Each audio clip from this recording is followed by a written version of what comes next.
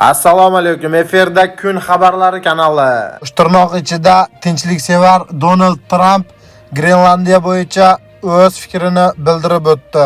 Yaqin orada internet tarmog'ida shunday xabar joylangan edi. Donald Trump Grenlandiyani 51-shtat sifatida Amerika Qo'shma Shtatlari safiga qo'shib olmoqchi degan. Bugun Donald Trump Grenlandiya haqida ham o'z fikrini bayon etdi. Tinchliksevar Donald Trumpning aytishicha, u hech qachon Grenlandiyani 51-shtat sifatida ko'rishni xohlamagan. 51-shtatga boshqa nomzod borligini aytdi. Bu esa Kanada do'stlar. Kanadadan so'ng 52-shtat sifatida albatta Grenlandiya, 53-shtat sifatida esa Venesuelani ko'rmoqchiligini xabar qilgan prezident Donald Trump. Xabarlar internet olamida juda katta shov-shuvlarga sabab bo'lmoqda. Ana shuni aytishimiz joizki, Donald Trump Eron haqida hech qanday yangi xabarlarni bayon etmagan. Tinchliksevar Donald Trumpning ishtahasi kundan kunga ochilib bormoqda. U ko'proq va yanada ko'proq davlatlarni egallash istagi borligini ochiqchasiga bayon etmoqda. Eron va AQSh o'rtasidagi muammolardan xabaringiz bor do'stlar. Albatta,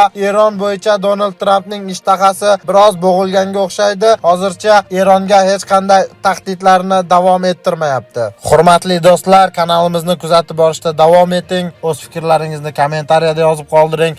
Bu biz uchun juda qiziq bo'ladi. Kanalga like bosing, obuna bo'ling, bizni qo'llab-quvvatlashda davom eting.